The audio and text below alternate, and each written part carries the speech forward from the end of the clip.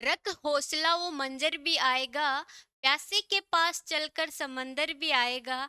यूं थक कर ना बैठे मंजिल के मुसाफिर, मंजिल भी मिलेगी और मिलने का मजा भी आएगा। Hello friends, welcome to Atal teaching centre. आप सभी को बहुत बहुत बधाई, अग्रिम शुभकामनाएं नए जीवन की ओर एक कदम बढ़ाने के। अब हम बात करते हैं डीवी के ऊपर। जो डीवी की जो स्टार्ट की डेट है वो है 14 मई से 18 मई।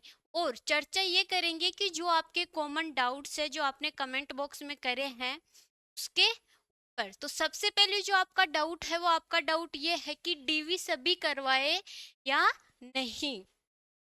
कि जिनकी रैंक है 7,000 के आसपास, जिनकी रैंक है, तो वो सोच रहे कि हम डीवी क्यों करवाए, फालतू में टाइम वेस्ट हो जाएगा। लेकिन डीवी सभी को करवाना है और इसलिए करवाना है कि आप इसमें डीवी करवाओगे तो लकीली आपका सिलेक्शन होता है, तो बहुत बहुत बहुत अच्छी बात है, बहुत अच्छी बात है। लेकिन बाई चांस अगर नहीं भी हो रहा है तो उसमें भी कोई दिक्कत नहीं है, क्योंकि आगामी बहुत सारी एग्जाम में आ रही है ये, उसके अंदर आपका सिलेक्शन होगा।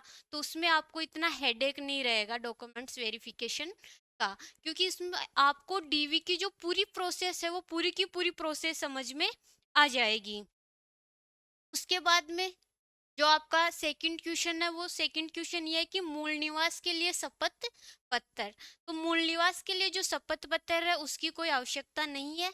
लेकिन अगर किसी के नाम के अंदर स्पेस नहीं है, लाइक जैसे कि अनीता कुमारी हो गया, ठीक है, राम शाय राम प्रसाद हो गया, तो इनके बीच में अनीता कुमारी, तो अनीता कुमारी के बीच में स्पेस नहीं है, तो उनको शपथ पत्र की आवश्यकता है, बाकी शपथ पत्र की कोई आवश्यकता नहीं है। आगे जो तीसरे पॉइंट पे चलते वो है कि जाति प्रमाण पत्र को लेके कमेंट आए हुए हैं कि जाति प्रमाण पत्र लगाए या नहीं लगाए। तो जाति जो प्रमाण पत्र है वो अगर आपका 2022 20 जनवरी 2022 के बाद का बना हुआ है, वो डिजिटल बना हुआ है, तो आपको नहीं लगाना है।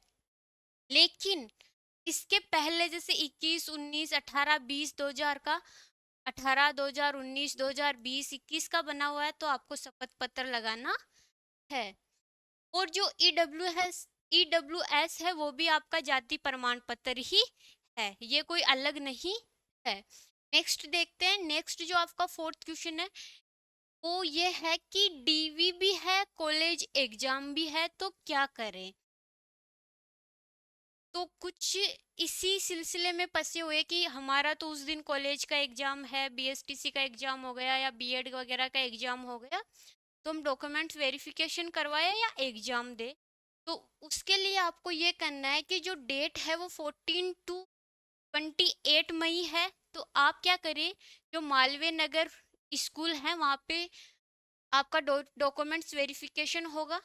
लेकिन अगर आप चाहते हैं कि मैं अपना डॉक्यूमेंट्स वेरिफिकेशन करवाऊं, तो आप जो शिक्षा निर्देशालय है वहाँ पे जाके अपनी जानकारी दे, उनको बताए कि इस दिन से इस डेट के बीच में डॉक्यूमेंट्स वेरिफिकेशन है और इन्हीं बीच हमारी कॉलेज की एग्जाम है, तो हम क्या करें।